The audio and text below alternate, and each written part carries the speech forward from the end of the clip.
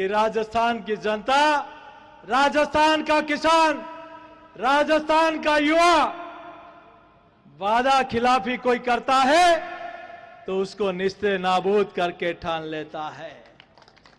ये वही राजस्थान की सरकार है जिसने वादों की बुनियाद पर राजस्थान में उस तख्त पर आसीन हुई, कहा था संपूर्ण कर्जा माफ करेंगे।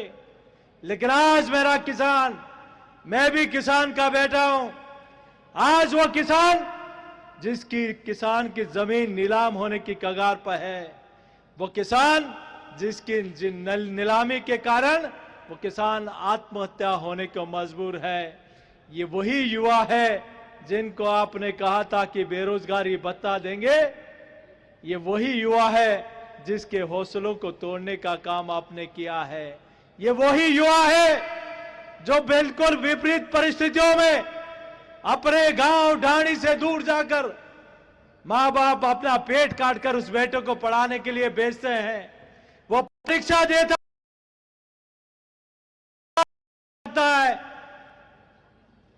कि इस वीक सरकार का पेपर लीक हो गया, उसके सपनों के साथ कुठाराघात होता है, तो उस युवा ने भी कमर कस ली है कि इस नकारा और निकम्मी सरकार को राजस्थान से उखाड़ के फेंकना है। आज मैंने भी इतने वर्षों से राजस्थान में कई सरकारें आई, लेकिन कभी किसी सरकार ने धर्म को नीचा दिखाने का काम नहीं किया। हम भी हर धर्म मजहब के लिए प्रेम और भाईचारे से ये राजस्थान हमेशा एक दूसरे के गले मिलकर बधाई देता था। लेकिन क्या नजर लगे इस राजस्थान को, किसको खुश करने के लिए? अरे एक तरफ तो वो मोदी सरकार है जहां उरी और पुलवामा में किसी ने गलती कर दी तो पाकिस्तान के घर में घुसकर आतंकवादियों की कब्रगाह बनाने का काम हमारी सेना ने किया था, तो दूसरी तरफ राजस्थान की सरकार है जिसने जयपुर में 71 लोगों की जान चली गई, 185 लोग घायल हो गए, चिथड़े उड़ गए। किसी का बेटा था, किसी की मां थी, किसी का बच्चा था, किसी का भाई था। लेकिन आपको आश्चर्य होगा, आदरणीय वसुंधरा जी की सरकार थी, सारी कड़ी कार्रवाई होकर निचली अदालत ने उन आतंकवादियों को फांसी की सजा सुनाई। आज हमें प्रश्न खड़ा होता है, राजस्थान की सरकार पर रोना भी आता है और रोंगटे भी खड़े होते हैं और प्रकृतियां भी तनती है कि आखिर किसको खुश करने के लिए। क्या राजस्थान की सरकार इतनी कमजोर है कि आतंकवादी अपनी पैरवी के लिए 21 वकील सुप्रीम कोर्ट के उनकी रिहाई के लिए खड़ा कर सकती है?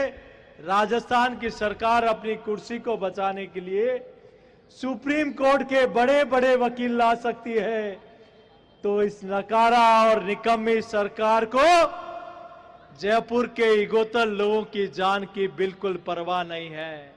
तब भारतीय जनता पार्टी ने कहा, तुम नकारा और निकम्मे हो सकते हो, लेकिन 71 लोगों को जब तक न्याय नहीं मिलेगा उन परिवारों को, तब तक भारतीय जनता पार्टी और राजस्थान की जनता 1 या करोड़ रुपए और करोड़ों रुपए भी खर्च करने होंगे तो उनको न्याय दिलाकर उन आतंकवादियों को फांसी की सजा सुनाने तक भारतीय जनता पार्टी पूरी ताकत के साथ लड़ाई लड़ेगी।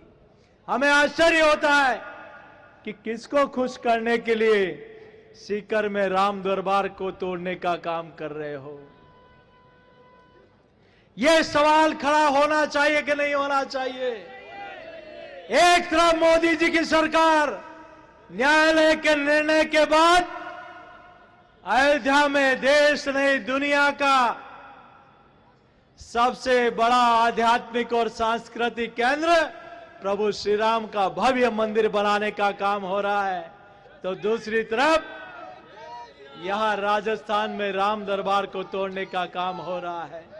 एक तरफ ये अलवर में शिव मंदिर को ड्रिल मशीन से तोड़ने का काम कर रहे हैं, तो दूसरी तरफ नरेंद्र मोदी जी की सरकार काशी विश्वनाथ हो, सोमनाथ हो, चाहे उज्जैन में महाकोल महालोक हो, भव्य शिव मंदिर का निर्माण हो रहा है।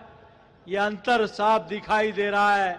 मैं आपके चरणों में इतनी प्रार्थना करता हूं, ये जो स्पष्ट नजारा आप और हम सब लोग देख रहे हैं, इसके लिए बहुत चिंता करने की आवश्यकता है। आप पीएफआई जैसे आतंकवादी संगठन को परमिशन देते हो सभा करने की, सम्मेलन करने की, शोभा यात्रा निकालने की। आप रामनवमी और नववर्ष की शोभा यात्रा निकालने पर प्रतिबंध लगाते हो। ये राजस्थान की जनता बर्दाश्त नहीं कर सकती। ऐसी नकारा और निकम्मी सरकार को आइए आप और हम सब लोग संकल्प लें।